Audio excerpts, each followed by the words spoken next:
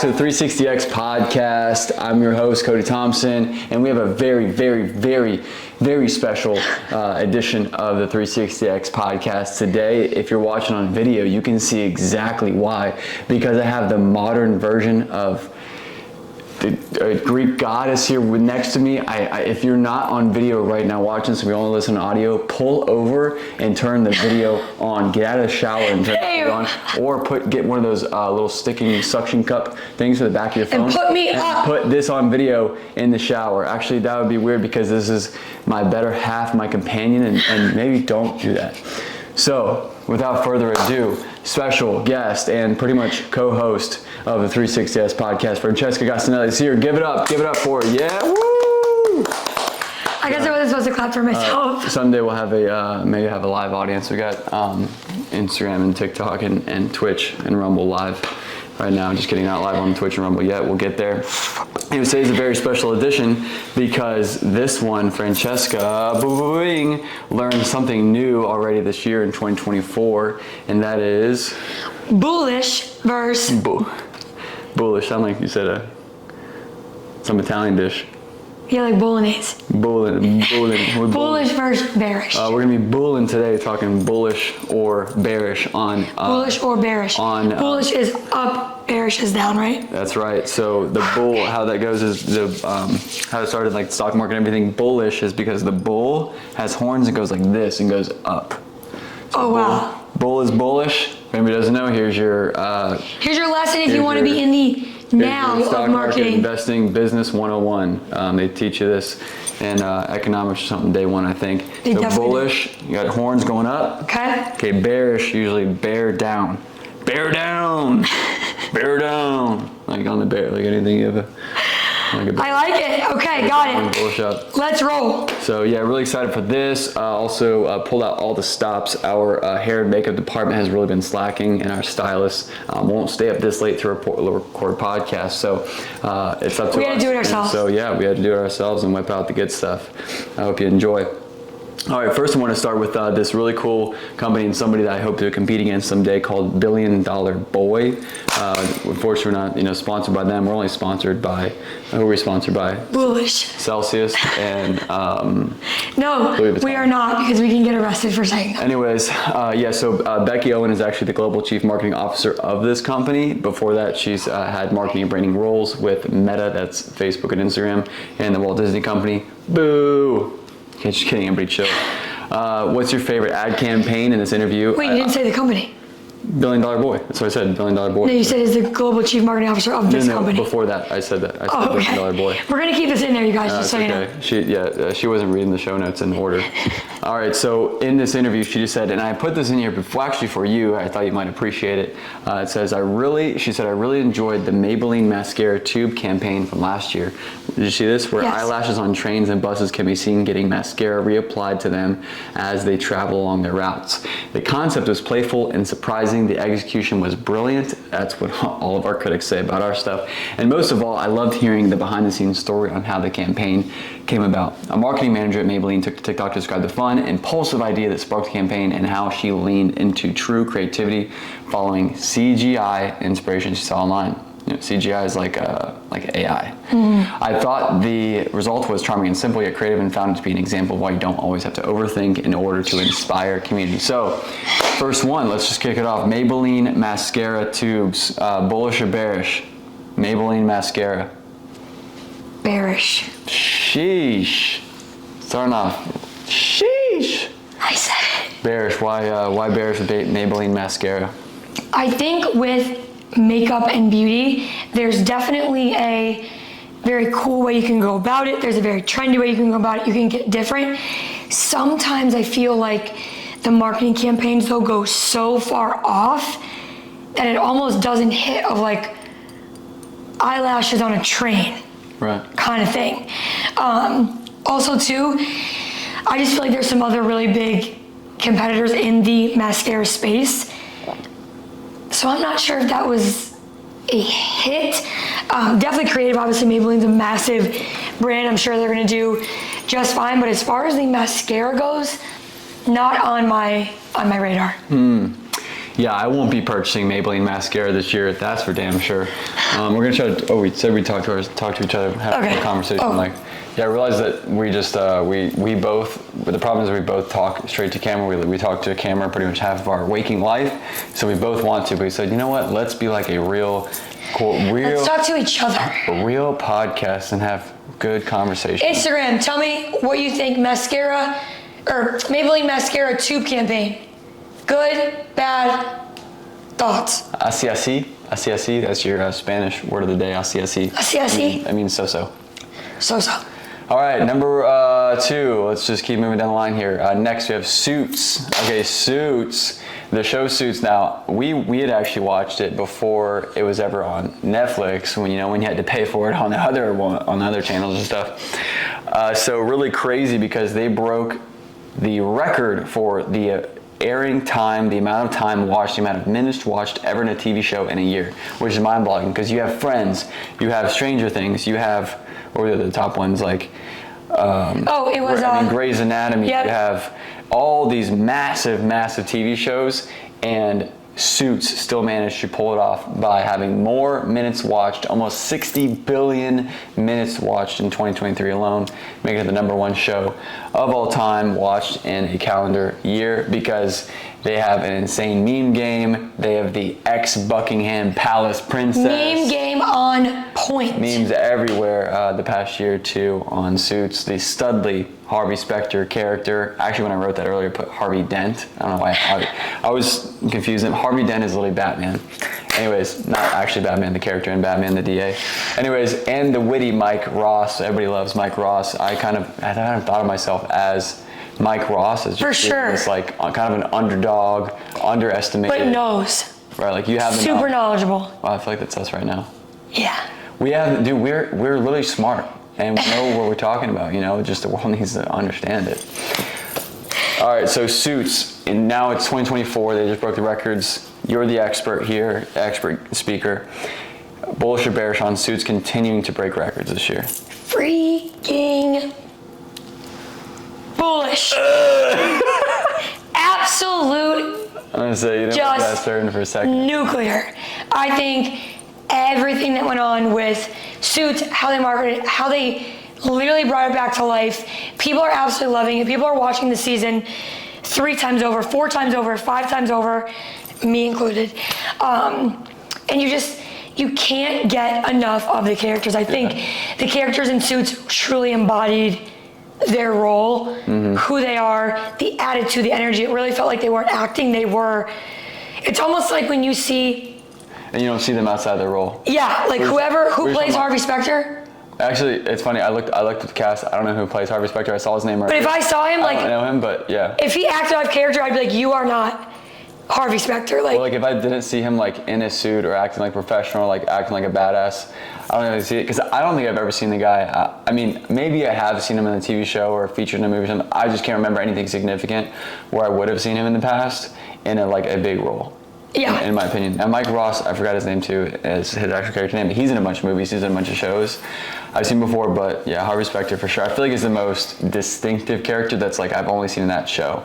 Where what's the blonde lady? She's in Grey's Anatomy and she's in Suits. Oh. Anyway, and she's I know what you're talking about. She's in one of my short blonde hair. Yeah, one of my favorite movies with her is 27 Dresses. Is not 27. That's my favorite. Sorry.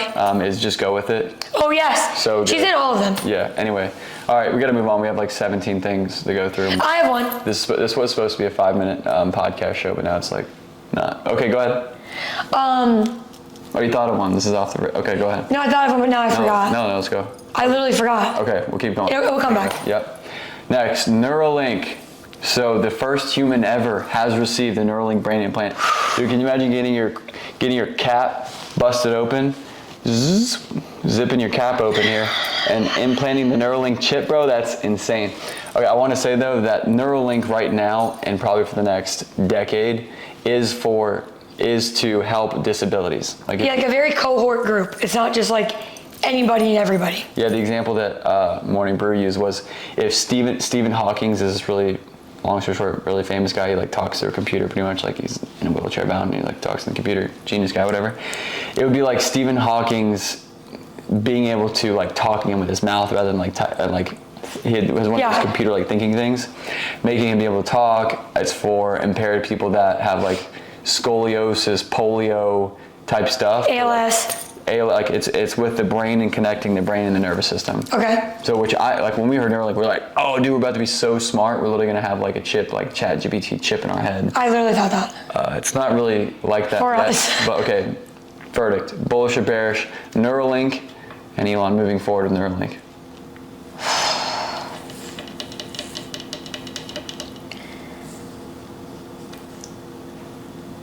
Bullish. Bullish. Okay. I mean, I'd have this. I feel like I'm half and half. The only reason I would say bearish is because I think if it stays within its granular sector of people, right. Bearish.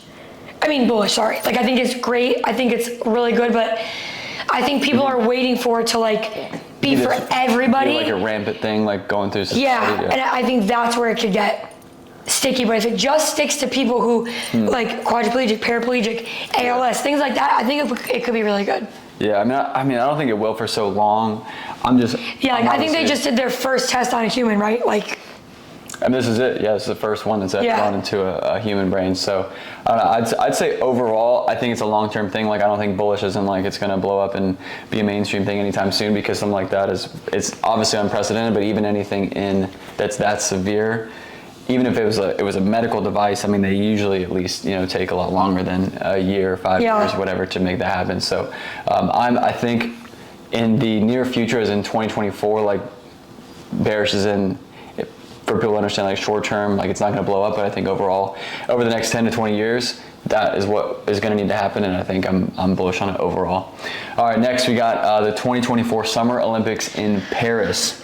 Okay, so a little bit of background about this with the Special Olympics in Paris. There are huge riots going on right now with especially the farming community, but also different citizens and demographics, trying to riot against the French government there in Paris because of pay, wages, government regulations, subsidies, especially the farming community, because they are getting squeezed. The farmers and farming communities of France are going to be put out of business because the government will help them out enough with government subsidies. And if you don't know, America alone offers a lot of government subsidies and government help to big farming operations and even small farming operations. So similar in France, they're going to do work there, help out the farming community, make sure people are fed. But Paris, the French government in Paris, is not helping them not get obliterated by foreign markets and foreign farmers that are coming in and taking their market share because they can afford it more than the French farmers. Anyway, there's literally poop being thrown on government buildings in Paris right now. There are people, they threw soup and threw up on the Mona Lisa picture frame in the Louvre, and the famous Louvre. What? So there's a lot of crazy stuff going on there. I'm talking about marketing, advertising dollars around the Olympics. I'm curious to see if it will scare away big advertisers and big spenders and marketing and advertising in the Olympics. That's one of the biggest advertising for global brands. Obviously, if you're local in the U.S. and you only operate nationwide in the U.S., you're not going to advertise and market your products necessarily in the Olympics. But if you are a nationwide brand, which are a lot of big companies, it is a prime time for you to advertise. So anyways, in terms of, I'm going to say like not bullish or bearish like on the Olympics. The Olympics are obviously like 99% going to happen unless something crazy happened in Paris and the bomb was dropped or something. But in terms of marketing, advertising, and this whole thing around the Olympics in Paris, bullish or bearish? Bearish. Bearish. I think there's too much going on with everything that you just said. Yeah. I think as a marketer, as a business, yes, you have the Olympics being the main token, but that doesn't happen without the people. I think also who you're marketing to, I just don't think it's the right, I just don't think so. I think it's going to be, bearish. Yeah. Thoughts? I don't know. I feel like I'm mixed on this. I literally said semi in my notes, like half in between. I don't know. It's hard to decide because I feel like, yes, there's going to be controversy and there's a lot of shit being thrown in Paris and around France and this whole scene.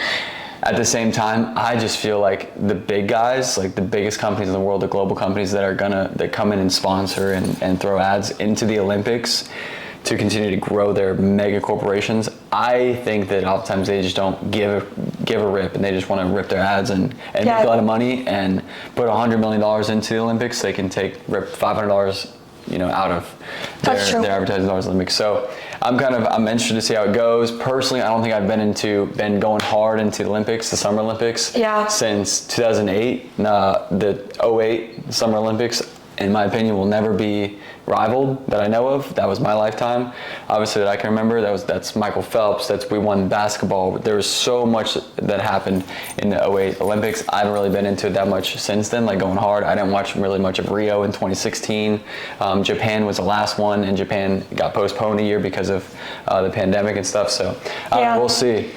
Let's get these baguettes, baby. These advertisers don't care. I think they're still going to market and advertise because people are still going to watch the Olympics. Even if there's poop being thrown, it's the Olympics. I think people are still going to watch it. So I would say for the advertisers, the big guns that don't care and can outspend the others, I would say bullish for them. With it. Amazon Prime Video. Amazon Prime Video is now running ads. So if you watch, let's say, Reacher on Amazon Prime Video, we haven't been back on Amazon Prime because we have to watch the next episode of Reacher. We now have to watch commercials, like Peacock and everything else. So if you don't want to watch the ads, don't want to watch the commercials, you have to pay $3 extra per month. Is it worth it? And are you bullish or bearish on Amazon Prime Video and running ads? Like in terms of growth of the Prime Video platform and subscribers, bullish or bearish? I'm going to say bullish. I think as much as people are going to complain, they do it on every other platform. Yeah. It's not like it's new and they're not being interrupted on everything else. And $3, it's not like it's 10 or 15. It's $3, but you can't even watch YouTube for free without ads. Yeah. So that's true. Yeah. I think from a consumer standpoint, it might be annoying, but I don't think it's going to stop them from subscribing or watching. From a business standpoint, I mean, obviously it's great for both. Amazon makes more money if you don't want ads, and most people are going to be like, no, I'm not paying an extra $3, and then the companies get to advertise. So overall, I still think it's bullish. I just think it might be a little bit annoying, but every platform has it unless you want to pay. I see. Yeah. Thoughts? I think I should add more controversial topics.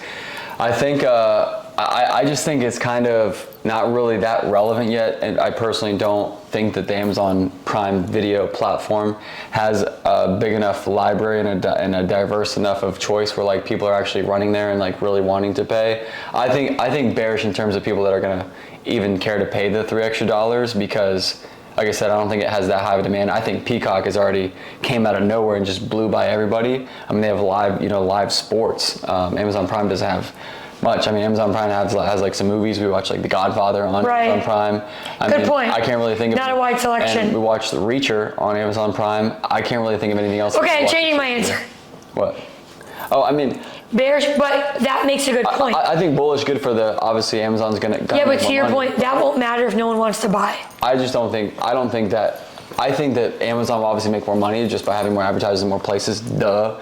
I think in terms of the user, I don't think that on the user side, I don't think the consumer is going to pay the additional $3 for the most part because I don't think that Amazon Prime is worth it. I think if it was Netflix and Netflix we had to pay $3 extra to have no ads, I would pay it for Netflix, right? Everything's there. It's the biggest selection. They own most of the market share. Yeah, Netflix is popping off. Prime Video, I would say no. All right, moving on. Apple Store search ads. This is a little kind of two pieces as well with these big platforms. Apple Store search ads. So they have search ads, as in you pay $10,000 to have your app at the top of your category or top of your keyword. Like you type in habits, and then that comes habit tracker or something, or right? a brain game like Luminosity or whatever. So they're obviously going to pay a lot. Now they also have a certification where you can get certified, like a course, a free online course that Apple has put out to be able to get certified and on all the best practices for these Apple search ads, and for you to know how to do it, know how to rank the best. So I think I'm bullish on that front. I think it's going to be great for the people who are proactive, do get the certification, and then also do have the budget and the ad spend and the dollars to do it.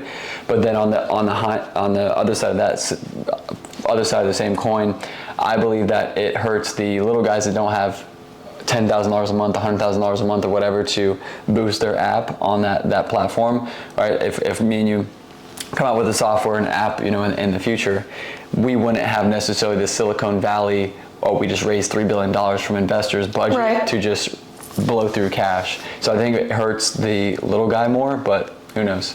We only have 2 minutes? Mm-hmm. Oh my gosh, we gotta go. I genuinely think bullish. I think it's pay to play. Yeah. When you're small, you're small. That's the price you pay for It's just crazy. It's coming out with an app. But these big players, especially with Apple, any of these apps that have money are going to pay. Okay, I think I figured out how to be, billionaires. We have to just figure out how to build a platform where advertisers want to come and share. All right, let's skip to Stanley Cups thermoses. Okay, this has exploded. I've already talked about this on a previous podcast. Let's just go straight to